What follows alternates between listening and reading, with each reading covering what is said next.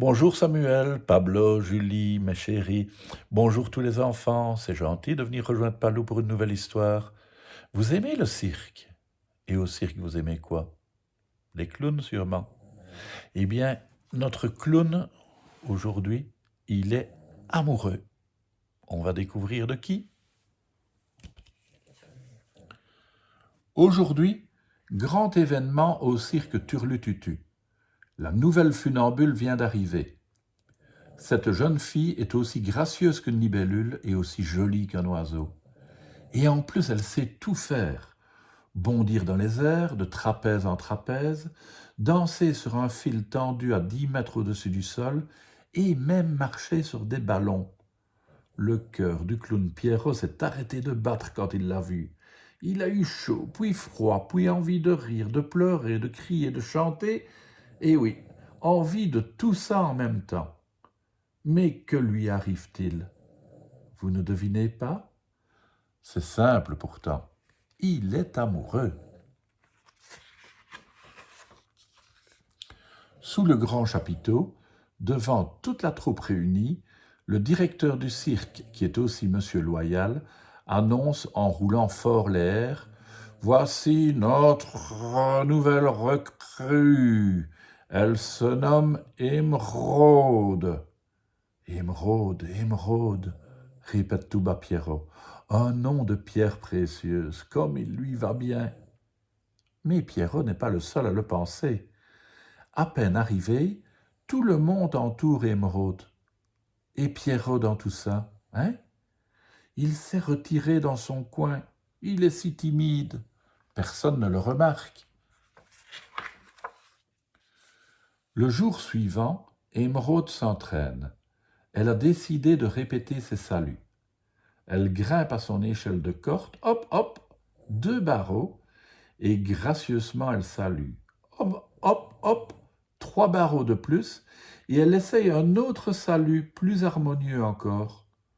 Une fois en haut, elle décroche sa caprosse et la laisse tomber sur le sol en lançant de sa voix mélodieuse « Pour celui qui la voudra ». Pierrot se précipite, mais trop tard. Tim l'écuyer est déjà là. De son cheval blanc au galop, il ramasse la cape. « Merci pour le cadeau, demoiselle Émeraude. » Dans la cage ronde, les lions tournent en rugissant. Clac, clac, fait le fouet de Jules le dompteur. Tout là-haut, Émeraude s'entraîne maintenant sur son trapèze. Mais voilà qu'en s'élançant, elle perd son petit chausson rose. Pierrot se précipite pour le lui apporter. Trop tard encore. La lanière du fouet de Jules s'enroule autour du chausson et le lance à Émeraude. « Merci, c'est gentil, » dit la jolie funambule, en lui envoyant du bout des doigts un baiser. Voilà les éléphants. Le sol résonne sous leurs énormes pattes. Alfred, le dresseur d'éléphants, est debout sur le cou du premier de la file. Quelle allure il a! Pierrot voudrait tellement être à sa place. Surtout quand Émeraude, après une pirouette éblouissante, atterrit avec légèreté juste derrière Alfred. Elle murmure à son oreille « Vous m'emmenez faire un petit tour, monsieur Alfred ?» Sur son vélo à une roue, Ludo l'équilibriste virevolte sur une estrade de bois. En avant, sur les côtés, en arrière, la tête en bas, les pieds en l'air, Ludo sait tout faire. Clap, clap, clap, Émeraude applaudit à tout rompre. Bravo, bravo, encore. Pierrot se détourne. Jamais il n'a été aussi malheureux. Depuis son arrivée, Émeraude ne l'a même pas regardé une seule fois. Et lui, il a si mal à son pauvre cœur qu'il se demande bien comment, ce soir, il pourra faire rire les enfants. Zim boum boum, le spectacle commence. De sa voix puissante, Monsieur Loyal présente les artistes aux spectateurs. Jules le dompteur de tous les fauves. Émeraude, la gracieuse trapéziste funambule. Tim, l'écuyer des chevaux sauvages. Alfred, le dresseur d'éléphants géants. Ludo, le roi de l'équilibre. Comme ils sont beaux tous. Pierrot voudrait tant leur ressembler. Au lieu de cela, avec sa drôle de collerette blanche autour du cou, il se sent ridicule, trébuche, tombe. Il ne sait que faire rire. Ce soir, les artistes font des exploits. Ils veulent tous tellement plaire à Émeraude. Tagadap, tagadap, tagadap.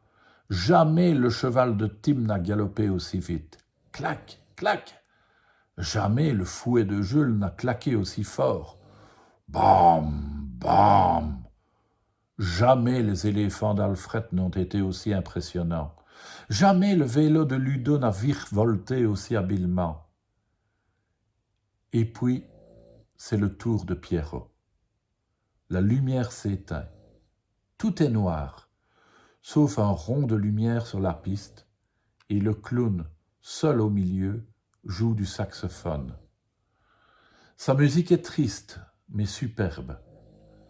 Puis, il lève son beau visage vers les spectateurs et commence à raconter son histoire. C'est l'histoire d'un clown amoureux et d'une funambule qui ne sait même pas qu'il existe. Le public rit, pleure, crie, chante. Quand Pierrot a fini, tout le monde se dresse sur les gradins pour l'acclamer. Alors Émeraude ne peut pas s'empêcher d'entrer dans le rond de lumière, de se dresser sur la pointe des pieds pour lui poser sur la joue le plus tendre des baisers. « Bravo, bravo, bis, bis !» hurle la foule. « Bravo, Pierrot, bravo ! Tu sais faire la chose que je préfère et que j'admire le plus au monde, » murmure Émeraude. « Tu sais raconter de belles histoires qui font rire et pleurer. » Voilà, belle histoire, celle de notre clown, n'est-ce pas? À demain les enfants.